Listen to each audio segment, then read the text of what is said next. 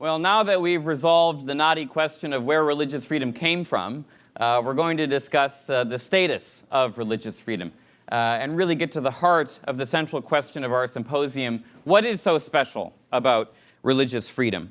And we are delighted that we have two of America's foremost legal minds to take us into the heart of this conversation. Is there anything special or distinctive about religious freedom? Religious freedom has often been referred to as the first freedom in America's constitutional order, not just because of the placement of the religion clauses as the first words of the First Amendment to the American Constitution, but also because of the principles underlying religious freedom. Principles that have been taken to be a cornerstone of arguments for human rights, a cornerstone of arguments for limited government, a cornerstone of liberalism. And we, again, as I say, are delighted that we have two of America's foremost legal scholars with us today, Michael McConnell and Noah Feldman. As I was reading their biographies, it was remarkable to note that they have quite a lot in common. Both are outstanding legal scholars. Both achieved some notoriety and influence as legal scholars when they were quite young, even in their 30s. Both are outstanding, influential public intellectuals. Both have contributed influentially and importantly to debates about religion, politics, and law. The only major difference that I could find between their two biographies is that Noah Feldman, I discovered, was the winner of a Most Beautiful Brainiac Award by New York Magazine. I didn't discover anything the equivalent of that in Michael McConnell's biography. That's not in your CV. All right, okay, well, if there was something, you'd let us know. So, the heart of our discussion today is there anything special about religious freedom? Some, again, have argued that this freedom, religious freedom, is the first freedom, whereas others have argued that liberalism, liberal theory, requires that religious freedom not be singled out, not be treated as special or unique in the pantheon of human rights. Some have argued that religious freedom is simply one part of a more general secular liberty of conscience. So that is the issue we will be discussing today. First, by prior agreement, we will have Michael McConnell speak, and then Noah Feldman will speak. We are interested in having a relatively free-flowing and fast-moving debate, so I'll ask each of them to speak for between 5 and 10 minutes. Each of them will respond then to each other, and then as soon as possible, we'll take questions from the audience and have you involved in the conversation. I will not read their very lengthy biographies. You can find them in the program. But let me first say a few words about Michael McConnell, and then I'll say a few words about Noah Feldman.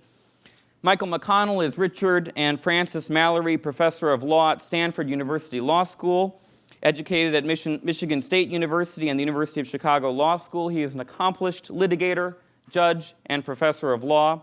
He has argued a dozen cases, by last count, I guess, before 13 cases now before the U.S. Supreme Court, served as a federal appellate judge for the 10th Circuit, and taught law at the University of Utah, the University of Chicago, Harvard, and Stanford.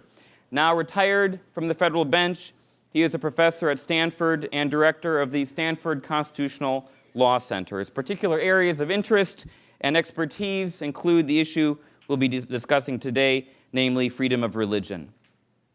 Noah Feldman is Bemis Professor of Law at Harvard Law School.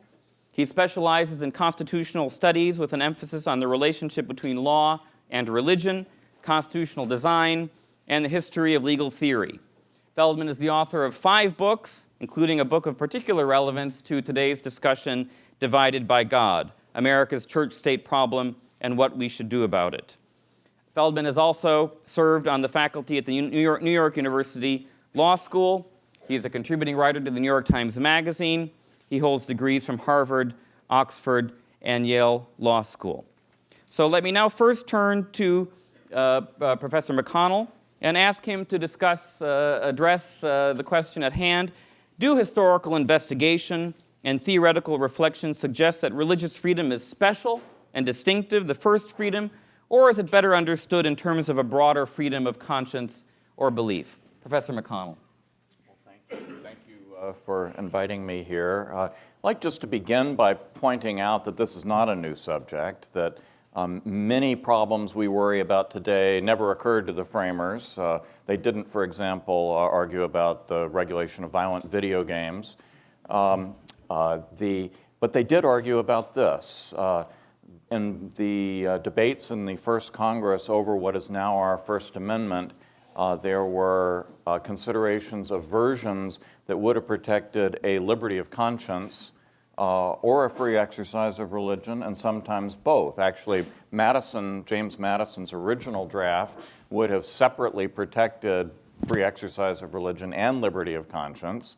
The Senate debate went back and forth. They adopted a liberty of conscience provision, then they adopted a provision with both of those terms. I think it's particularly interesting that they considered versions with both, because that tells us pretty clearly that they did not regard the two as synonymous, or else they would have been committing a redundancy. And ultimately, they adopted the language free exercise of religion and not the somewhat different term liberty of conscience. Now we're being told in some quarters that that was a mistake. And perhaps because of changes from the circumstances of the founders, perhaps because that was a philosophically flawed choice from the beginning. So, for example, Noah Feldman has written in the précis for today's discussion, he says, today the liberal state cannot embrace a theory of liberty that privileges religion over other comprehensive and world-making doctrines that are sincerely held by believers. So that's the question that we're going to be talking about. Now, I have to confess that when I think about this, I'm not quite sure what Professor Feldman's proposal really means, and I'm looking forward to being educated on this, because although we certainly can and do, as a society and a legal culture, extend protection for all kinds of non-religious exercises of conscience, it is not clear to me what these comprehensive and world-making doctrines that some people believe could be that would be appropriate for both a free exercise of whatever it is, conscience provision, and also a prohibition on an establishment, that is, an official recognition and control of that. I find myself unable to come up with any examples. So I'm going to use an example from a recent case in Great Britain, and if it's an inapt example, I'm sure Noah will correct it, and I would be grateful for that, because I'm genuinely trying to understand what kind of a legal world it would look like if we adopted this proposal. So in the UK, a fervent environmentalist asserted what amounts to a free exercise claim. That isn't what it's called over there, but it amounts to that, on the basis of his strongly held beliefs in environmentalism. And by the way, I have no doubt that this person was sincere, no doubt that he actually lives his life to considerable inconvenience to himself in accordance with what he thinks are the dictates of this particular philosophy.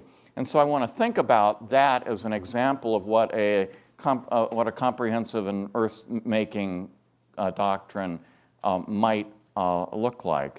But I want to begin back at the beginning again with Madison.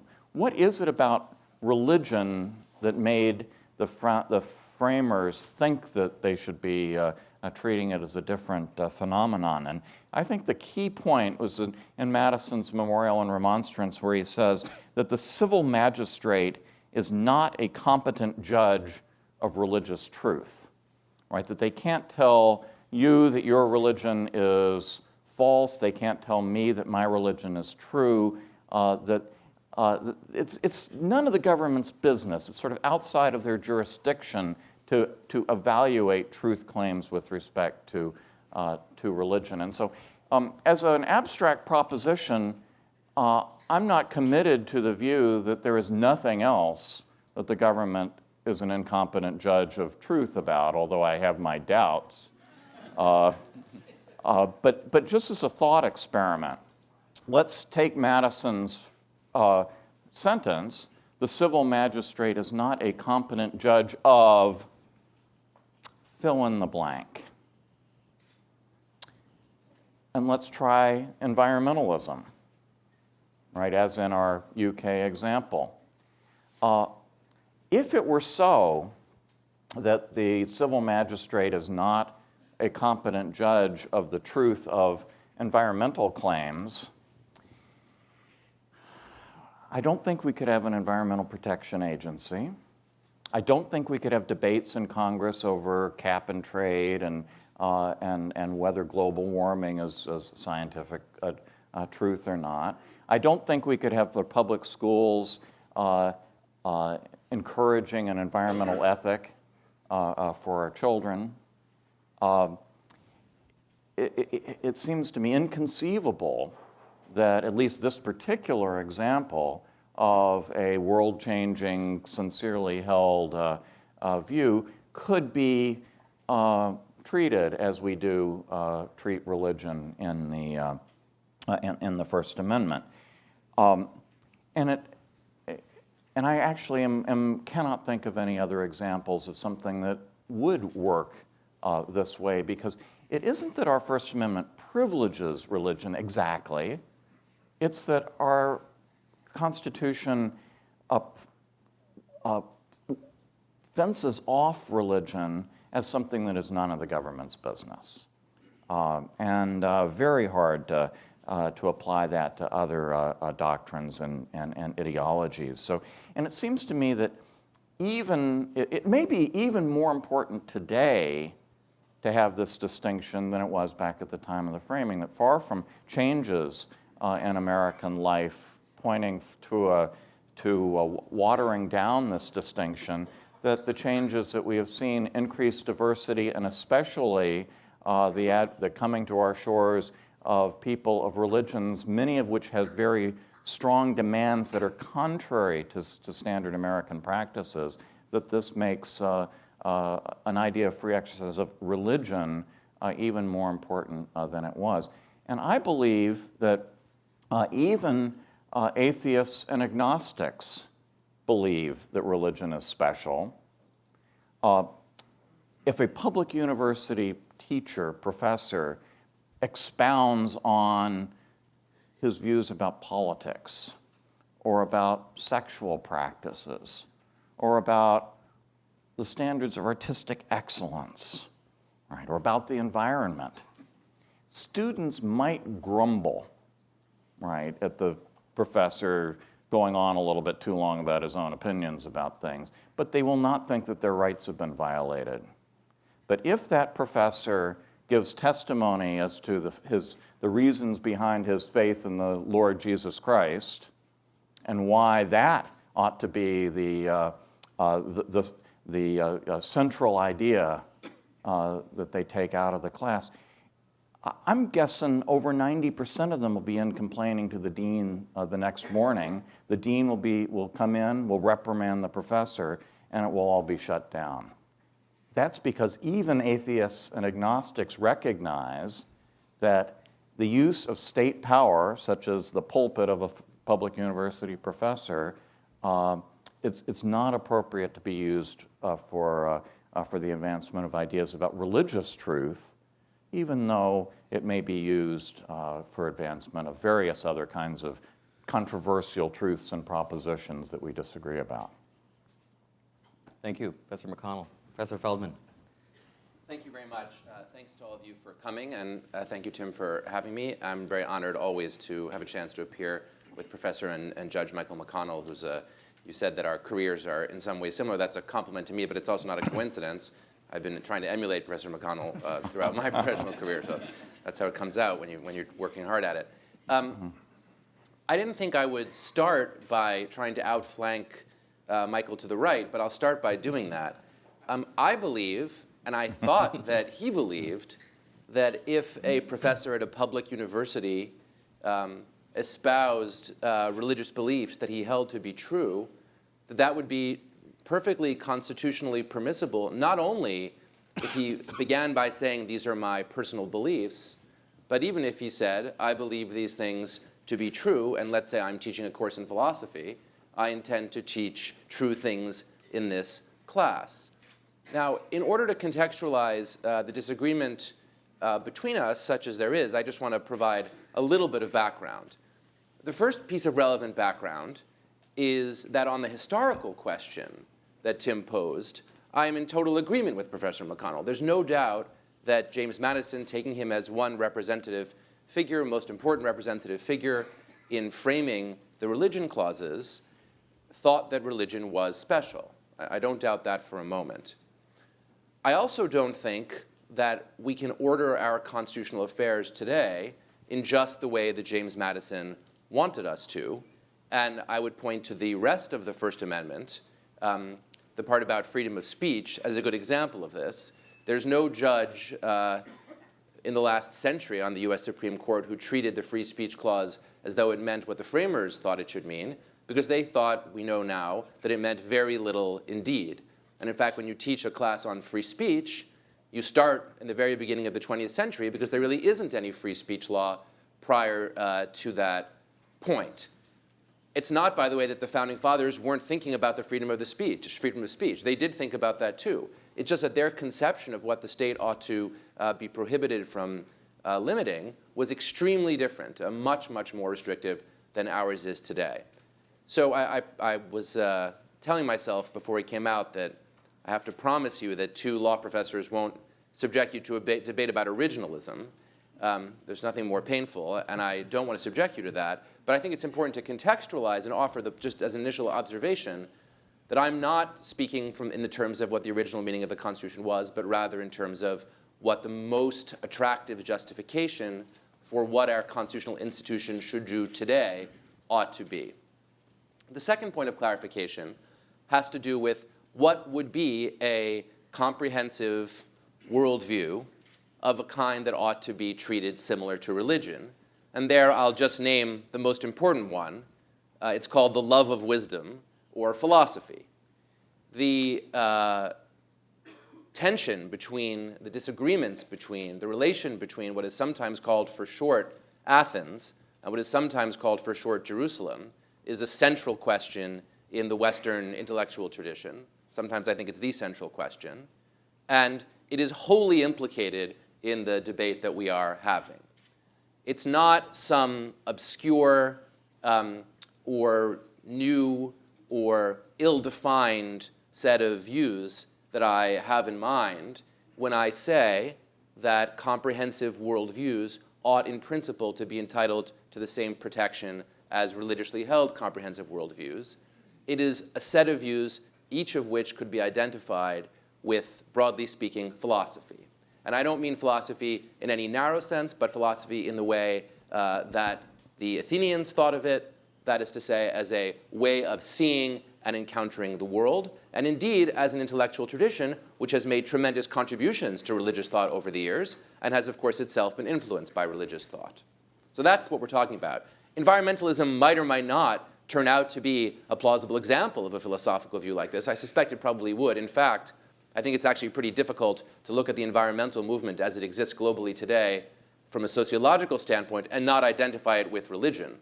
If you think about the way environmental ideas influence what people eat, where they live, how they dress, what their core commitments are, what they believe the nature of the world is, what they believe the world is for, what they believe the relationship between human beings and the rest of the universe should be, I have no doubt that it would qualify purely in sociological terms as an example of religion.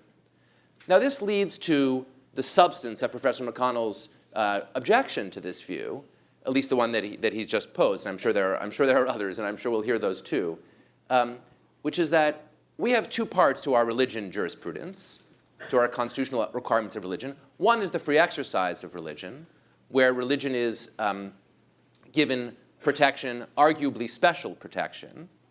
And the other is the Establishment Clause, which I think it's fair to say subjects religion to certain limitations, at least insofar as it has an institutional relationship with the state. So let's just take the two in turn.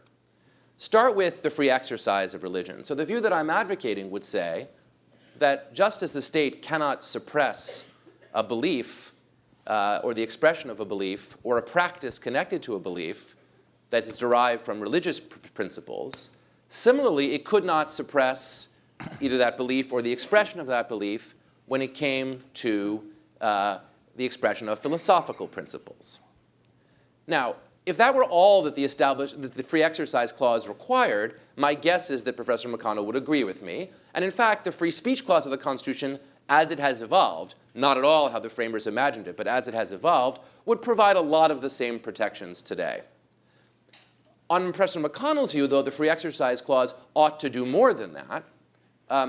Professor McConnell is one of the most important, maybe the most important critic of the Supreme Court's version of the free exercise clause, which in its present form, which does not provide special protection any longer, at least for the moment, to religiously motivated beliefs and practices when they are incidentally burdened by a neutral and generally applicable law. Professor McConnell has argued, as a matter of history, as a matter of normative constitutional theory, that this is wrong, and that the Constitution correctly interpreted should be read to say, that if my religious practice is incidentally burdened by a general law, that I ought to be entitled to a special exemption from that law, unless it's the case that the state has a compelling interest, not merely an ordinary, everyday sort of interest, but a compelling interest in blocking my religious practice. So I suppose one could ask, should this sort of protection be extended to philosophical beliefs as it is to religious beliefs? And there, my own view is, if one buys Professor McConnell's view, then yes. Then yes. And indeed, I don't think that's should be especially troubling to us. A person who, as a matter of conscience, deeply wishes to engage in a ritual practice associated with his environmental beliefs, wants to commune with nature, should surely be subject to the same protections, whatever they may be, as a person who wants to go into the field and pray to his God. To my view, there's no good principled reasons for distinguishing the two. So, and I don't know whether Professor McConnell would agree with me or not, we'll find out, but it's at least possible that he might agree. The thrust of Professor McConnell's argument, though, had to do with the Establishment Clause, that part of the Constitution that is interpreted to say, broadly speaking, that the state cannot endorse, under contemporary doctrine, the state cannot endorse particular religions or particular religious beliefs. Now, the Constitution doesn't say anything about endorsing. Endorsement is a theory of the Constitution invented in the middle of the 1980s, though building on earlier precedents. And Professor McConnell says, well, it's just hopeless to think that we could avoid endorsing beliefs about, for example, the environment. We have to have, after all, an environmental protection agency. Since we're in a debate, I'll just mention that this is one of the things that came up in the last presidential debate. There is possibility, I guess, of imagining abolishing the Environmental Protection Agency. To that, all I can say is, oops. Exactly. But I do want to read you. I do want to read you a sentence, and I have really two answers to this. The first answer is that I don't think that endorsement is the right standard for understanding the Establishment Clause, and I suspect deep down that perhaps Professor McConnell doesn't think so either, although I'll let him answer that. But I also want to read you a sentence, a very famous sentence, from a Supreme Court opinion written by Justice Jackson in a case called in a case that was overturning an earlier Supreme Court case that denied to Jehovah's Witnesses the right to exempt themselves from saluting the flag. And Justice Jackson wrote, "If there is any fixed star in our constitutional constellation, it is that no official, high or petty, can prescribe what shall be orthodox in," and now catch this, "politics, nationalism, religion, or other matters of opinion, or for citizens to confess by word or deed or act their faith therein." Now, that sentence, I think, is correct. I think it's true, and I think it captures pretty closely what an Establishment Clause extended to non-religious beliefs ought to look like. It's not that government officials can't say what they believe or think to be true. It's rather that they cannot prescribe what shall be orthodox. Now, there is a difference between those two formulations. It has to do with the intersubjective relationship between the person doing the talking and the person who is being subjected to the opinion. So, could the schools demand a declaration of, shall we say, a declaration of a pledge of allegiance to the environment? Sure, in my view, but they couldn't require anyone to say it if that person wanted to opt out. And that would be the difference between expressing beliefs and views on the one hand, and on the other hand, prescribing what shall be orthodox. Similarly, the government already takes positions all the time on subjects which are contested by people of faith. Right? Should we go to war in Libya? Well, some communities of faith had views on this question, and their views either won or lost, depending on what the United States did. Of course, we didn't go to war, we now know. We were not even engaged in hostilities, but that's a separate constitutional debate. So, just to conclude, what I'm proposing is not vague. I don't even think it's especially controversial in that regard. But it has a particular feature, and it is this feature. It says that even though the framers saw religion as distinctive and unique, that was grounded in a fundamentally theistic view of the world, which is not, in my view, ultimately consistent with with most of the commitments that we take to be those of the liberal state.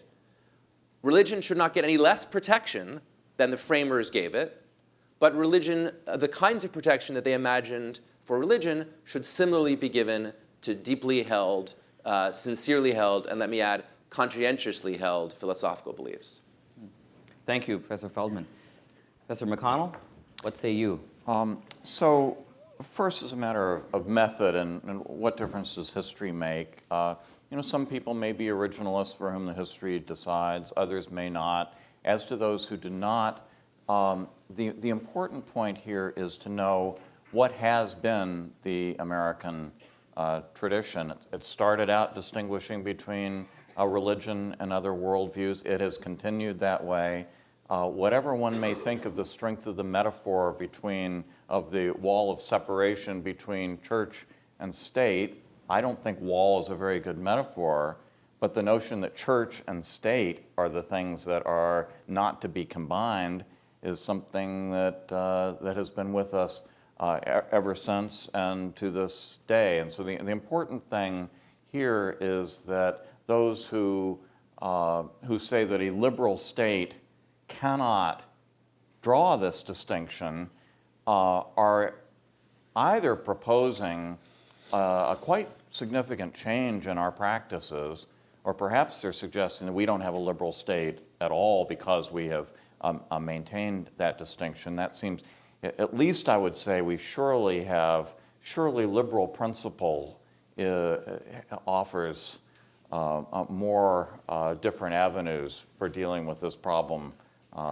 than that. So that's, and I do think that our system has worked reasonably well over the last 200 some odd years, and I'd like to be rather confident that we're going to move to a better set of decisions before we adopt the change. So Noah says, so what are these world-changing, sincerely held beliefs that he thinks should be held on a par with religion? And he answers the question, and actually, to somewhat interesting answer. I'm going to be puzzling over it, for the next few weeks, I'm sure. Is the love of wisdom or philosophy. Now, why did that come as a surprise to me? Because it's not. It's a very interesting suggestion. Why didn't I think of that myself? Is in every. I can't think of a single instance in which anyone has ever brought a claim in any court of the United States saying my belief system is philosophy, and somehow the state is either interfering with my free exercise of philosophy or is establishing philosophy. it hasn't come up. Now, maybe it's that they're specific philosophies. They're Stoics and they're Kantians and they're utilitarians. Maybe many of those would say, if you ask a philosopher, well, what's the difference between philosophy and religion? Suppose you get a lot of different answers. We have some philosophers in the room. It'd be interesting to know what they say. But I think what many of them would say is that philosophy is based upon inferences from the observable facts about the universe and human nature, and always subject to skepticism and review on the basis of additional knowledge. When Madison said that the civil magistrate is not a competent judge of religious truth, I think what he means by that is that religious truth is not based upon the same kind of inference from observable facts, but is rather based upon something that is not susceptible to the scientific or even indeed the philosophical method. Now, I do think that philosophy deserves and receives a great deal of protection in the American constitutional system, just not as a religion, right? We protect belief, we protect speech about belief almost absolutely, not quite, but very close to it. We can argue the originalism of the free speech clause sometime. I think I begin my course, by the way, with two of the Cato's essays on freedom of the press and with Blackstone. So not everyone begins their course in the 20th on the First Amendment in the 20th century. But then we come to West Virginia Board of Education versus Barnett, and Justice Jackson's absolutely beautiful statement about the government not prescribing what is orthodox in all these matters. And I think it's one of the most wonderful Supreme Court opinions ever, but I always ask my students, is it true? Does this actually describe our practice in the United States? Now, it all depends upon what you mean by prescribe as orthodox, right? If by prescribe as orthodox we mean we don't throw people in jail or punish them for deviating from the truth, well, it is true. That's the free speech clause, basically. If we mean, though, one of the big differences between religion and everything else in our practice has to do with a wide variety of governmental practices that you might call the educative function. That is, not where the government punishes the unbeliever, but where the government uses its control over culturally significant institutions in order to propagate and hold up a particular set of beliefs. That's what establishment of religion was all about, right? It wasn't.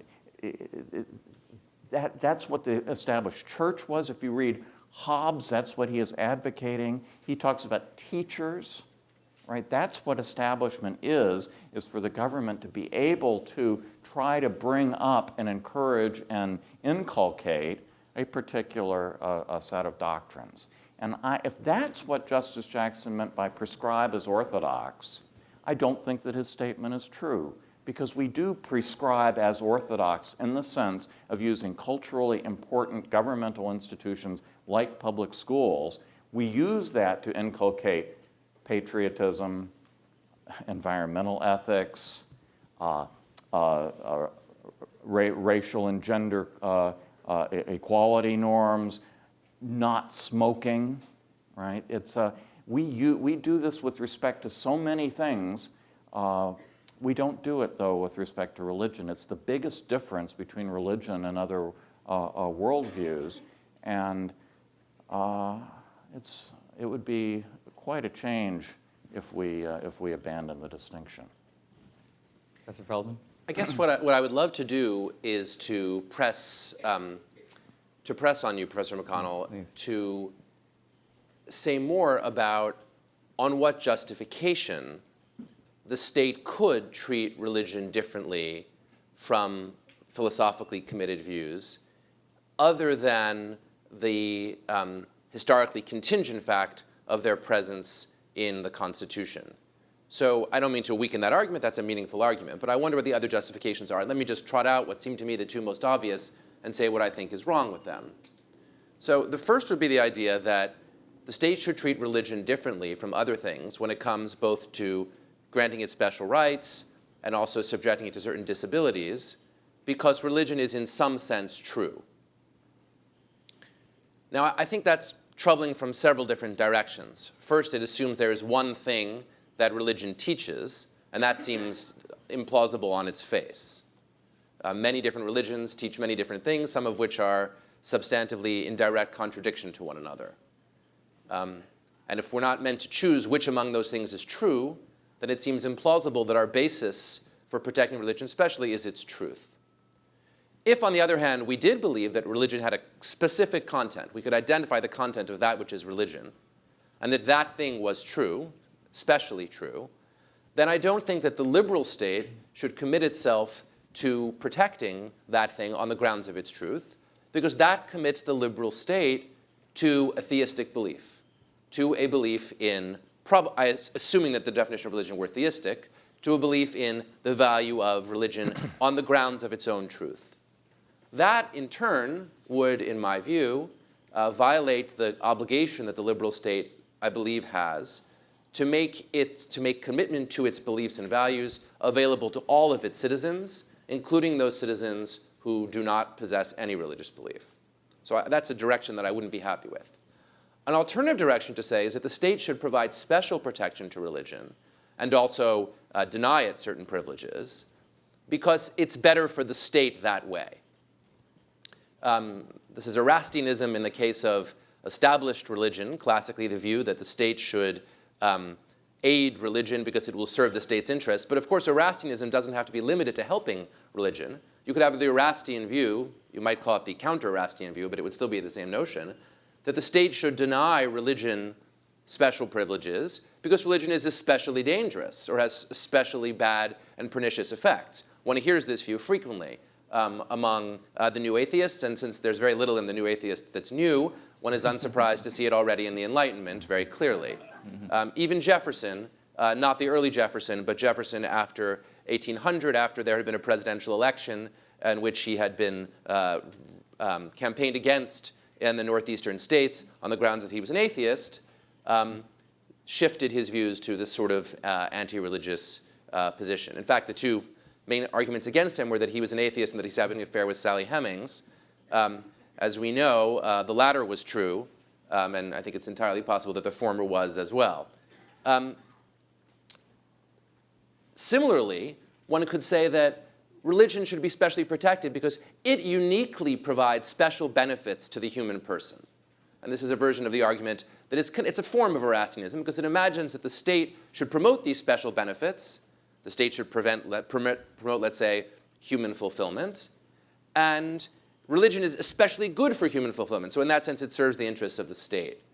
My view is that this is just implausible as an empirical matter, at least when compared to other comprehensive views. We don't have any real evidence that religious belief makes us better off as human beings than does philosophical belief. There are lots of global communities, there are lots of local communities, there are lots of communities of association that provide the full range of social support, of human support, of emotional support, and indeed, in the case of philosophy, of transcendent support, if one thinks of the constellations of philosophy, that religion can do. So I simply find it implausible to think that religion is extra specially good, and I will just tell you my observation is the only people I've ever met who believe that religion is especially good at doing all these things are, what do you know, themselves religious. So when I find an atheist who believes that religion is extra specially good at doing all these things, I'll find the argument slightly more compelling. So I guess that's my question. Other than theism or Erastianism, why should the state support religion specially and also subject it to special disabilities? Mm-hmm. So Professor Feldman has given us a liberal reason, as it were, not to treat religion as special. Is there a liberal reason, a reason from within liberal theory to treat religion as special, or at least a reason that's compatible with liberal theory, Mr. McConnell? Let me see. I at least partly agree with Noah that especially with his first point, that the that the basis cannot be that religion is true, that in fact it defeats the whole, that would be a self-contradictory basis for it. It's also, of course, important for the state not to presume that religion is false. Agreed. And just as you're probably right that that people who believe that religion is especially valuable are all religious. My guess is those who think it is not are all not religious. It seems a symmetrical proposition, and so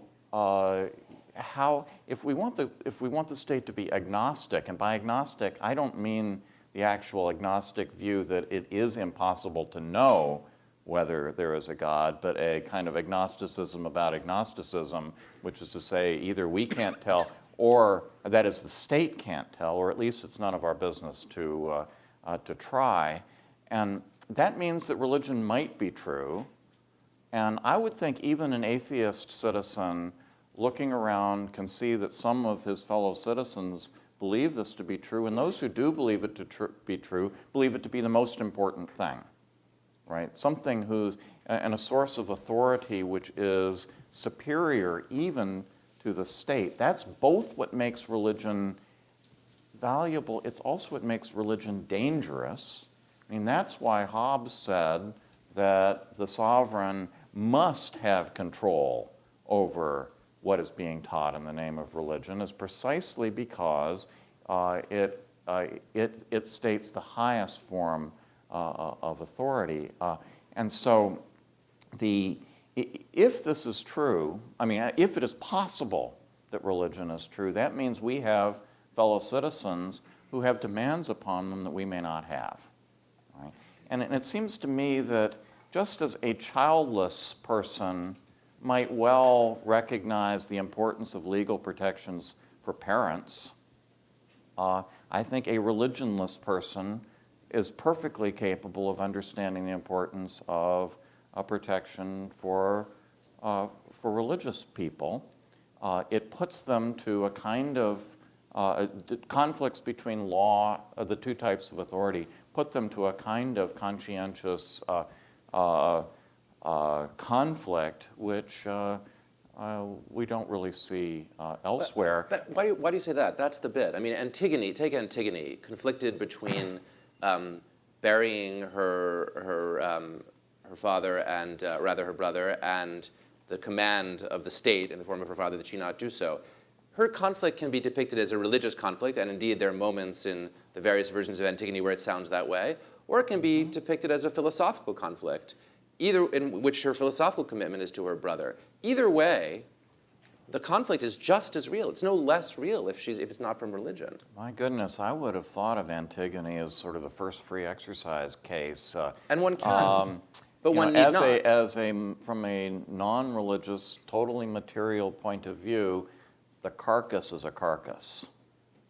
It only has a sacred character. It only needs to be buried because it's not just a carcass, or she thought it wasn't just a carcass. It's not the case that all non-religious views are materialist, first of all. Second of all, a person could absolutely believe that a dead body is not of inherent worth. In fact, there might be some religious traditions that might think similarly, and yet believe that one is committed to a notion of human dignity in which those who live have connections to those who have died, and therefore are under certain moral duties to treat the dead body with respect. That's completely available even to a materialist.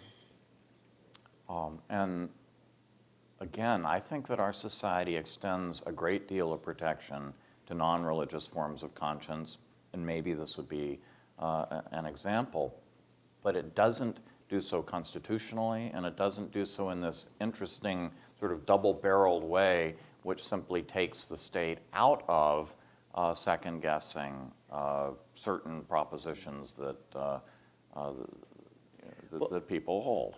You're quite right as a matter of a description of our law. I totally agree. And you're right as a matter of a description of our history.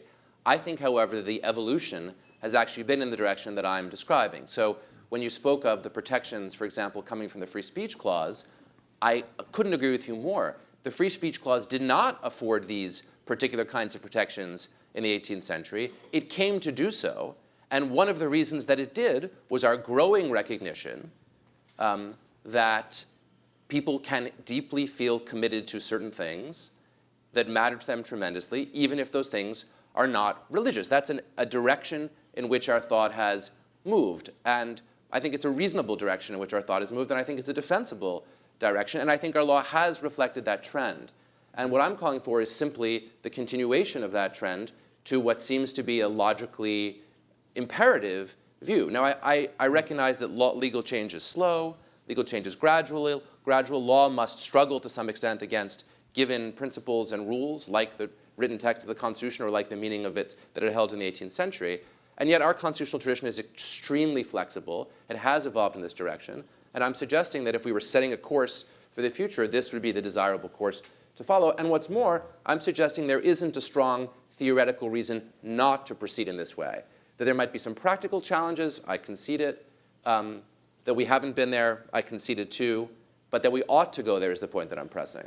So it seems, I'll just be brief, and then I do think it's the time we may even be chasing each other in circles here. But so here, the two practical problems with continuing this trend in the way, if that's what it is first of all, as we expand the category of the types of things that are protected, it is necessarily going to be necessary to provide less protection. That is, it is possible to have a strong, robust protection for the autonomy of religious life precisely because it is narrow. When that is extended to any world-changing, comprehensive belief system, it becomes, my prediction would be that they'll all get much less protection and maybe none at all, no serious protection, maybe a little lip service.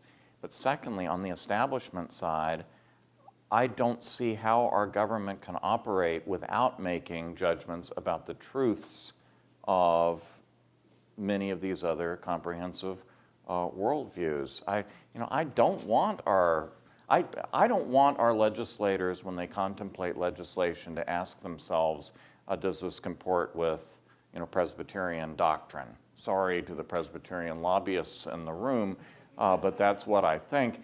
And yet I don't want our legislators not to be thinking, and if by philosophical terms you mean trying to make wise judgments based upon the knowledge that we can have about the world, that's exactly what I want them to be doing.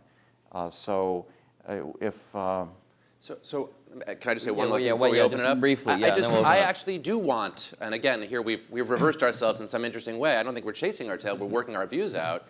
I do think it's fine for a Presbyterian legislator to ask himself what the teachings of his faith tell him about what the right thing to do is.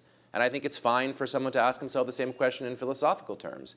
And I don't think that the state will have to deny the truth or the value of philosophy writ large any more than the state has to deny or affirm the truth of Presbyterianism writ large. The state is engaged in focusing on many practical problems on which both philosophy has things to say and various religious traditions have things to say. Well, we'll have a lot to talk about, and we've got many people in the room who I'm sure would want to jump into this conversation. So please raise your hand. There are 2 microphones. Identify yourself. We have a couple of questions over here on the left, Richard and Monica. Please identify yourself. Make your question brief. There are lots of people who will want to get in and will want to give our speakers a chance to respond. Right up front here. Yeah. Thanks, Aaron. Oh, okay. So I'm Monica Toft of Harvard University and also a fellow with the Religious Freedom Project. So Professor McConnell, I just want to push you a little bit and sort of continue the conversation, because in your response to Professor Feldman, he asked for sort of that he understands that there's practical considerations with it. But I'd like for maybe the theoretical or the logical basis, because when you talk about Antigone, which is a wonderful dialogue, it was the first thing I read in graduate school, there was status and honor, protection of her brother, a duty that had no basis. You could make that interpretation. So I'm wondering if you could just provide, what is distinct about that religious duty or obligation that perhaps Antigone may not have faced. Thank you. You know, I would have reread Antigone in preparation for this Sorry, I program. apologize. Little did you know how deeply we go. But, you know, my vague sense of this is that there were some gods involved. And a god singular? And I do think there's a certain sacredness in what's going on there. And see, I don't believe that religion is narrowly theistic. I don't even think that our framers necessarily thought so. That our framers went out of their way to use the broadest possible language when they were describing religious matters. Some people think that they must have thought it was just for Christians. This is absurd. I mean, of course, they're different ones. There were some who wished to make it narrowly Christian. They lost the battle, right? But for those who actually won the battle, people like Washington and Jefferson and Gouverneur Morris and others, they spoke in the broadest language they could about providence and the author of the universe and the governor of the universe. They use very broad terminology, and I think that the underlying idea here is not theistic in the narrow sense, but rather some conception of transcendence or sacredness, which is what distinguishes religion from philosophy. We had a question here in front. Yeah, Richard Fulton. Yeah. Richard Fulton from the American Jewish Committee. Thank you both for really a wonderful discussion. I want to throw out another way of possibly of thinking about why religion might be different, which perhaps is a restatement of the way Professor McConnell has already spoken of it, but perhaps not. And that is the notion of religion as being commanded, the commandedness which individual or the community is subject to, which is not something that they come to a conclusion on, but they, at least in their own existential situation, view as imposed upon them by the other. And that is different than a philosophical conclusion, and in fact puts that individual, that community, in the situation of being subject to a conflict of laws, as it were, where there are different authorities that are coming to bear, and that in this constitutional doctrine, or this way of thinking through these issues, we are allowing those individuals, those communities, a way of dealing with that conflict that is not going to perpetually put them in conflict with the state and subject them to the demands of the state in a way that is contrary to those commands. So I just wanted to throw that out as possibly another way to think about it. Well, I appreciate you're raising it, and that is one version of a particularly Jewish conception of commandment. Indeed, the word commandment is central to Jewish religious practice. Two thoughts on it. The first is, as Professor Novak has written and discussed it extensively in his writing, and I think you alluded to it this morning as well, even the obligation, even the commandment, the divine obligation, arises in part as a result of the human's free choice to perform that commandment. Right? There is, even in rabbinic Jewish tradition, a commitment to the idea of free choice in performing the commandment that is provided. And that act of choice is crucial to the successful performance of the commandment. And that act of choice is the same act of autonomy, of making the rules for oneself, that the philosophical tradition so centrally protects and seeks to explicate.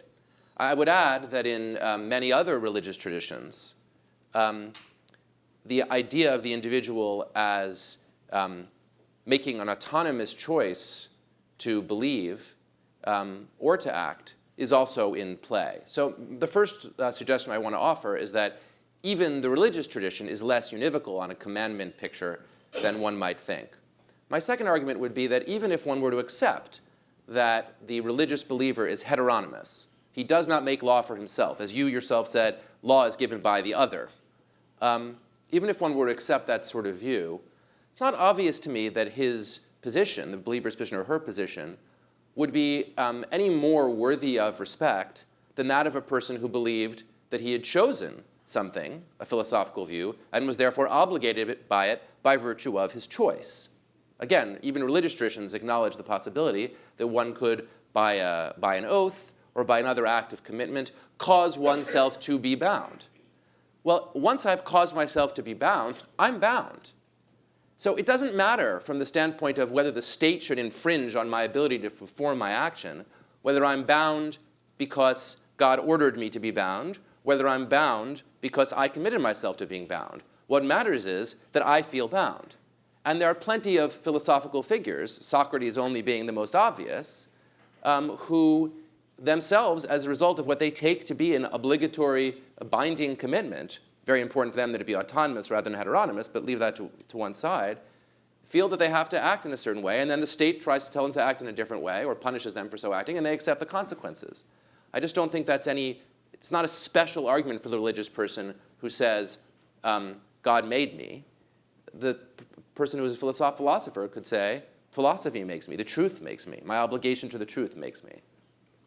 David Novak's name just came up, and he'd like to ask a question right in front here while we're waiting for David. Did you want to make comment, Michael, on what Noah just said? I think we'll go to yes, Professor Novak. If I understood Professor Feldman correctly, it would seem that he posits, and tell me if I'm wrong, a kind of genus called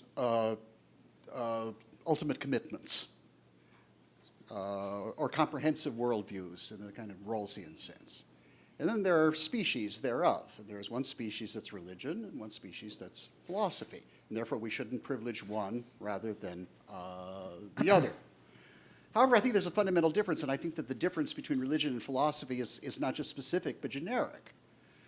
And the generic factor is not, at least immediately, the theistic factor, because that's always the problem. Is Buddhism a religion or a philosophy? Okay.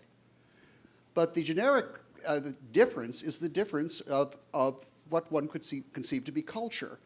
And that is, religions are communal practices that are not considered to be the invention of the members of that community. And therefore, what they're claiming for is not so much their beliefs, because clearly, in any society, as long as your beliefs are not just offensive or causing violence or whatever, but it's a question of practice. Now, when it comes to a question of practice, an example, I have colleagues in the philosophy department of the University of Toronto who are very committed Kantians. But they do not raise their children to be Kantians. They do not conduct ceremonies of birth and death according to a Kantian liturgy, or what if they do at all. But in other words, therefore the question of philosophy being an individual preference, yes, of course. But philosophy doesn't entail practices. Other than the practices of good scholarship or whatever, that's unique to philosophy. So I think that they're making that kind of Athens, Jerusalem distinction. There was a distinction, of course, that was made famous by a former teacher of mine, Leo Straus, blessed memory. I think one can understand that, but the privileging of religion is a question of communal practices. Now the question, the point, and I'll just conclude here, that Professor McConnell made, which I think was important, about environmentalism. Environmentalism is clearly acting like a religion. The question is, can one invent a religion, or does one inevitably inherit a religion from earlier sources? Environmentalism suggests to me that it is a basically invented religion, and that's the whole question of, can one invent culture or not? So I think a lot of those factors are there, but I think that there is more of a generic difference, and therefore cultures, all traditional cultures, are at the core religious. Whether one wants to be part of it or not, one should certainly have that kind of a choice. But I think that the difference is greater and understands why we privilege certain communal practices over certain individual preferences. Do you want us to respond, Tim? Yeah, please. Yes, absolutely. Tim, Michael, do you want to say something in response to that? Well, that does ring very much in terms of the development of the ideas of religious freedom in Protestant Europe in particular, where a distinction was drawn between the various aspects of religious freedom. Conscience was actually not used in those days not to mean environmentalism, but to mean conscience was the ability to come to one's own conclusions with respect to religion, thus to adopt a religion or to convert. The right to be able to convert to a different religion was really controversial and important.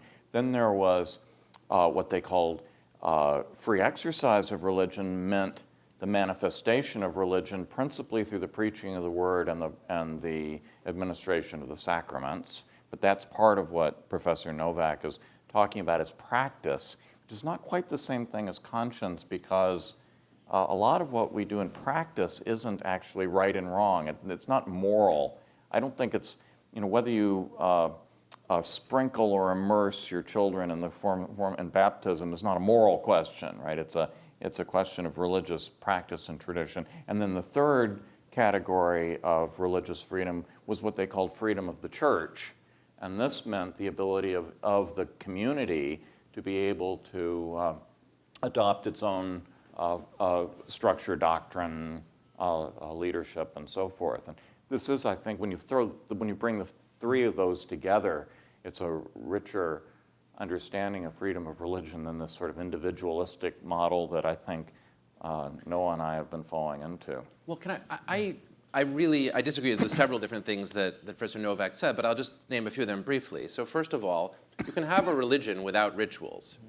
You can have the view that Calvin had, for example. I think he had a religion that whether you sprinkle or not, and when you do it and how you do it, are things indifferent to salvation.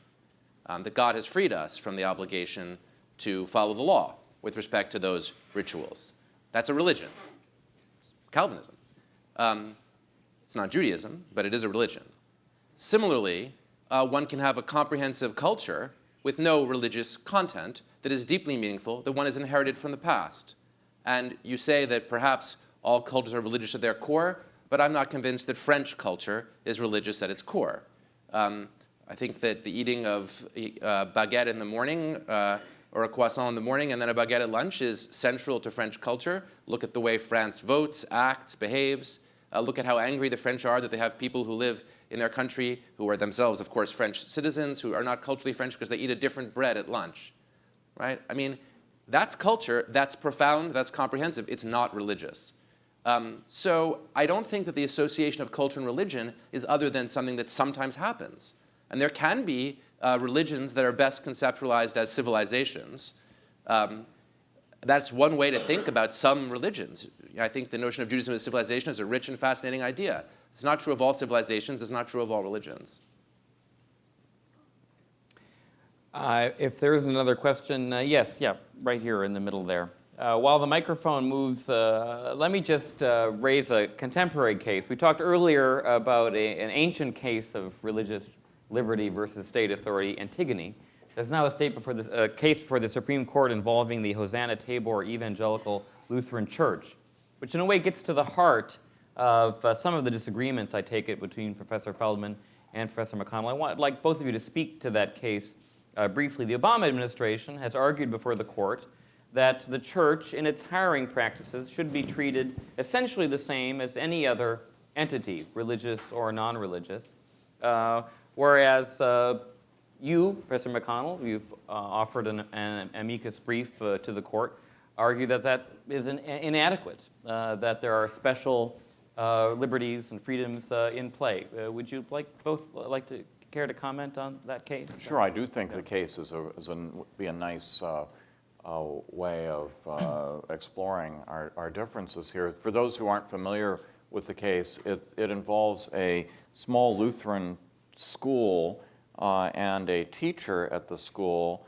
who I think it's a very small school. There's something like 8 teachers, and they have many duties. This particular person put on, if I remember correctly, a daily worship sort of chapel service and a bi-weekly larger worship, prayed with students, but also spent a majority of the hours in the day teaching the ordinary school curriculum. And she is what's called a commissioned minister in the Lutheran Church. That's a kind of ordination done by the congregation. well, without getting into the details, she develops narcolepsy. She asks for a leave of absence. She's given the leave of absence. She unexpectedly comes back in the middle of the school year after they've hired a replacement teacher for the year and wants to be put back into the classroom. They say, that's not such a good idea. She says, I'm going to sue under the disability laws. They say, but wait a minute, as a minister, we have an internal, biblically specified means of dealing with these problems. You haven't done that. She says, all the more reason for me to sue. And every court of appeals that has jurisdiction over discrimination cases, that's 12 of them, all of them have held in the past that there is what's called a ministerial exception, not in the statute. This is a constitutionally grounded exception for ministers, that the government simply cannot decide for a church who its ministers are going to be. But the various courts have different definitions of how do you figure out whether a position is a minister. And you can appreciate how this particular teacher comes close to the line because she does some religious things, she is commissioned and ordained, but on the other hand, she teaches ordinary classes, so she's a close case.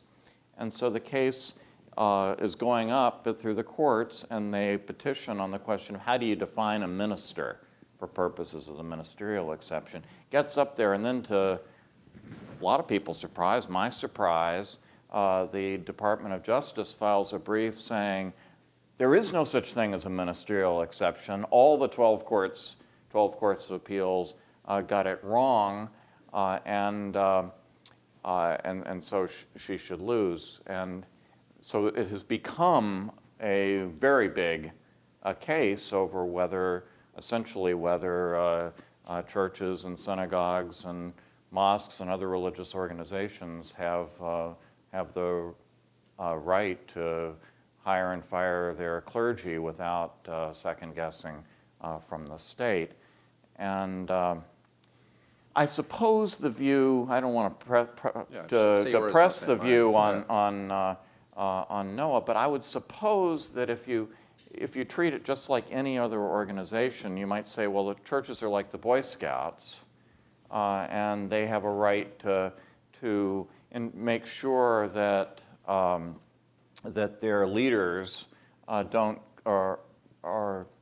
contradict their doctrine. That was the problem in the Boy Scouts case, and an open homosexual scoutmaster was thought to be inconsistent with the teachings of the Boy Scouts. But when that happens, that may protect, in a sense, a lot of churches will win cases like that, but that means that the courts are the ones deciding whether a particular minister's attitudes, beliefs, conduct, whatever, in fact, are inconsistent with the church's teaching. So it puts the government in the position of being the judge of the religious truth in every single one of these cases. And it seems to me that the fundamental idea of separation between church and state points to a protection for churches in this matter. It is a great case, and thank you for that excellent explication. I would just be clear that that's not what I take to be exactly the conclusion. The view that the Obama administration, put forward in their brief is the following: if it were the case that the teacher were fired or retaliated against on the basis of her religious beliefs, there's no question that the First Amendment would protect. They point out would protect under free association, just as it did in the Boy Scouts case.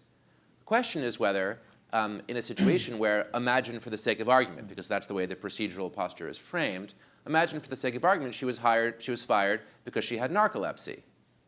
That's her position. So you have to pretend for the moment that that's what happened. Pretend that's what happened. The court says, the administration says, it doesn't matter whether her job is that she's a minister or that she's not a minister. You can fire your minister because you don't like what he believes or anything connected to your religion. And maybe even if your religion has a special provision that the narcoleptic are unqualified to preach the word of the Lord, you can do it too. What you can't do is for something that's got nothing to do with her religious functions, that you don't even claim had to do with her religious functions, fire her. So it's not the case that in every future situation, according to this view, that the court would have to judge the truth of the church's positions. It would only have to judge whether the church was telling the truth when they said that it was a religious reason for the firing, as opposed to some other reason. And that, frankly, is what courts do every day, because every employer who is sued for firing someone on discriminatory grounds provides some explanation as to why they really did it. And then the court factually tries to figure out why they really did it. So I don't think, I don't think the truth of the religion comes into question, or would have to come into question in future cases.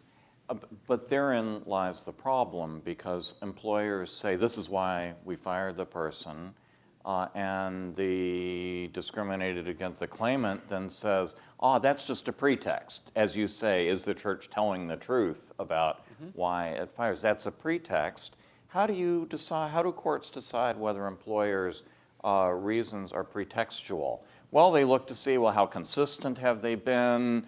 Have they treated everybody else the same way? How firmly grounded? Is this a policy that's actually reflected in corporate documents and so forth and so on? When you apply that to a church and its religious teachings, you're asking, is the church consistent about its religion? Are its tenets to be found in Scripture or creeds somewhere? You'll be able to troll through their hiring and firing of all the other ministers to see whether they're treating everybody the same way. Essentially, what you're asking is the Lutheran Church correct about its view that this person is not the best person in order to carry out the religious mission of the church? Well, look, I'm sympathetic to that. I'm open to that view. But all that's entailed by my position today is that if you had a rule that said that the person appears and says, look, you fired me because of narcolepsy, you're lying, and the church says, you know what, we don't even have to answer you because you are a minister, so we can do whatever we want. So accept that position. My view is if it were an organization committed to the comprehensive teaching of certain philosophical beliefs, say an environmental organization, choosing its advocates who went out and evangelized for its environmental beliefs, that they would also be able to say, you know what, we don't have to even answer the charge that we fired you because you have narcolepsy. It's up to us to decide who's a good environmentalist or a bad environmentalist, who really stands for our values and who doesn't. And in order to protect our ability to do that, we don't want to even have to appear in court. And as far as I'm concerned, if you do it for the church, fair enough. Do it for the deeply committed, comprehensive secular organization. And if you respond by saying, but that's not practical, that already suggests that there's something wrong with the rule in the first place. And if there's something wrong with the rule, because it's strange for the argument for the special protection for the church to be that it's not practical. That doesn't strike me as a compelling argument. Well, the point isn't that it's practical, that it's impractical. It's that it's wrong for the government to be trolling through the church's statements about its beliefs and setting itself up as the highest tribunal within the church. It's not wrong to do that if the Sierra Club has fired someone. In fact, with respect to a philosophy department, actually I'm not sure it was philosophy, but a department, the University of Pennsylvania, many of these arguments were rejected unanimously in the case of a university. Well, maybe they shouldn't have been. Maybe they shouldn't have been. We have several people waiting patiently over here. Yes. I'm Lauren Homer. I'm an international lawyer, and I do a lot of work on international religious freedom.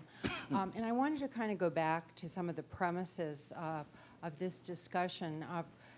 Professor Feldman starts out talking about a liberal state, which seems to have a point of view about whether or not it's going to privilege religion. And that could either be a theist point of view or Erastian. Sorry, thank you. Erastian point of view. We didn't learn that at Columbia Law School, but I thought that we had a democratic state, and certainly the argument that we make when we go around the world talking about religious freedom is that as a representative democracy, it's the people who decide what rights our government is going to give to them and to other people, and that we elect representatives. And so if there's going to be a wholesale expansion of the First Amendment, maybe we should have a constitutional amendment to give those same kinds of rights to people's points of view. But the issue in terms of priority of rights that we run into in the international community is whether religion is more important than other things that are conventionally viewed as human rights: freedom of assembly, freedom of speech, right to elect one's government, right to educate one's children, and so on. And so I wonder if you could address that issue. The argument on the one hand is that religion is the foundation for all other human rights, and then the opposite argument is it's just one of many. Thank you. Thank you. Well, I'll just say very briefly, when I was in Iraq working on, with Iraqis who were drafting the Iraqi constitution, the Americans involved did not say to the Iraqis, well, you should just do what the majority of the Iraqi people want about religion, because you're a democracy now. No. They said, we don't care what the Iraqi people want. We want you to put in religious liberty because it's a universally human right. It trumps democracy. That was the argument that was made. And in fact, the only single issue on which the President of the United States personally intervened in the Iraqi constitutional process, personally got on the phone and twisted arms, was religious liberty. That's the only issue on which he did it. And he didn't do it because he thought it was up to the Iraqi people, right? I mean, he believed in democracy for the Iraqi people, obviously. Maybe even believed in it a little bit too much. But he didn't think that it applied to questions of religious liberty, at least with respect to why. So that's the first point I would say. I don't think we do promote a vision of religious liberty as a democratic right in the sense that it derives from the people, but rather as a right that's from some greater serves some greater good or some greater purpose. And I take it that one of the reasons for our debate and one of the reasons for the whole day is to try to figure out what is that reason. We want to know what that reason is. If we're going to go out there and tell people to do it, it helps, in theory, to have some idea about why. They tend to ask. So then on the question of whether the other rights are derivative from a religious liberty right, I'm so glad you asked that, because this is almost exactly the point that I should have led with, and I totally didn't, so thank you. The view that says that religious liberty is the first freedom, is the most basic of all rights, is only comprehensible if what you believe is that that first freedom is the right to make crucial and important life decisions about the nature of the world and your existence in it in the most general sense. If you believe that that's what the right to religion really is, a general right to, as a matter of your own conscience, choose and engage with the world, then absolutely religious freedom is the first right. But if you think that religious freedom is a much narrower right, a right simply to either worship as you wish or to believe certain religious propositions as you wish, and for the religious institutions that exist to be free of state interference, very important rights, but by no means the basis for the rest of our liberal rights. That's not the basis for free speech for atheists and non-religious people. It's not the basis for democratic voting. It's not the basis for freedom from unlawful search and seizure. No, it's just an important right in the pantheon. So I'm super glad that you asked, because really, to me, the vision that religious liberty is at the core of it all, which I find very appealing, is only if the idea of religious liberty that we have is a universalizing idea that goes way beyond particular theistic religion or even transcendent religion and extends to the most fundamental decisions that a human being can make. Professor McConnell? Of course, maybe by first what we mean is first in time. And I think a pretty powerful argument can be made that the history of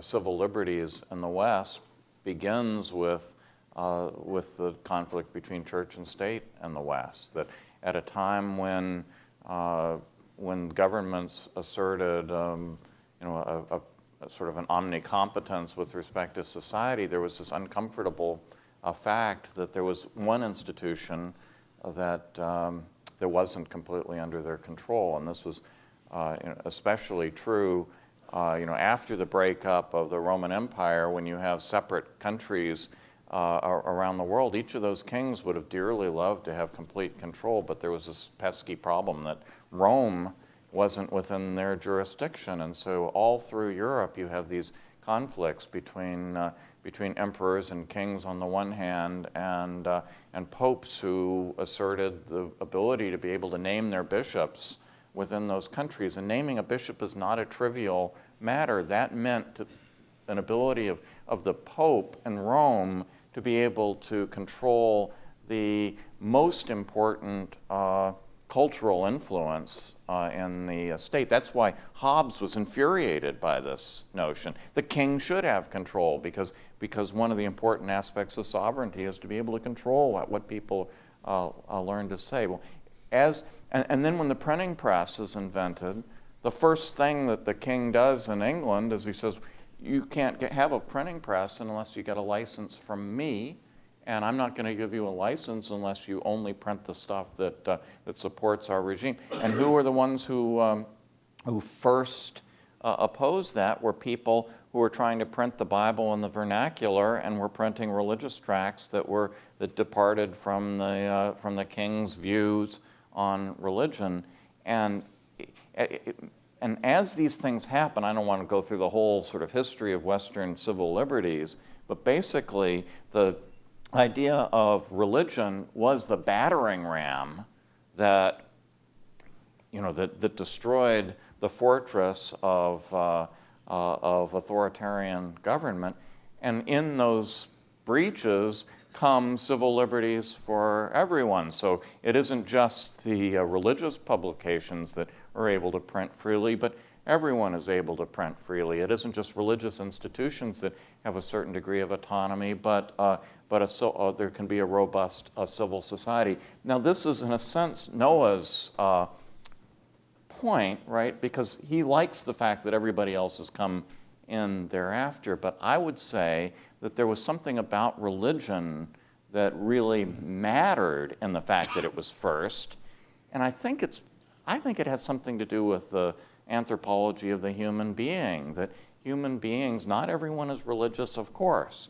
But I think that there is a sense in which people respond to an authority of religion, and it makes them willing to sacrifice and fight and demand You'll have the freedom. last word. You'll have the last word. It's not the last word, because I want Michael to respond, No, but okay. On this first in time thing, you're talking about 300 years after Magna Carta. I mean, the birth of rights, even in the Anglo-American tradition, say nothing about the broader philosophical tradition. It's way before these religious liberty rights begin to be introduced. The notion of due process, which is there in Magna Carta, and to be free from arbitrary government action, is definitely prior in time. So when we say first freedom, we've got to mean something more profound than in order, no? Well, the early fights between church and state are even before Magna Carta. But they're not right. Those aren't fights about individual rights. You said that about church and state. That's about the liberty of the church. I mean, it's about the omnicompetence of the state, and it's a challenge to the idea that the state controls everything. but the state's definitely not omnicompetent before the 13th century. The state doesn't become omnicompetent until early modernity, as you were saying, in the context of using Hobbes as your example. Of course, I'd be willing to trade for even minimal competence right now. But, Omni is asking an awful lot. Anyway. Well, on that note, please join me in thanking our speakers.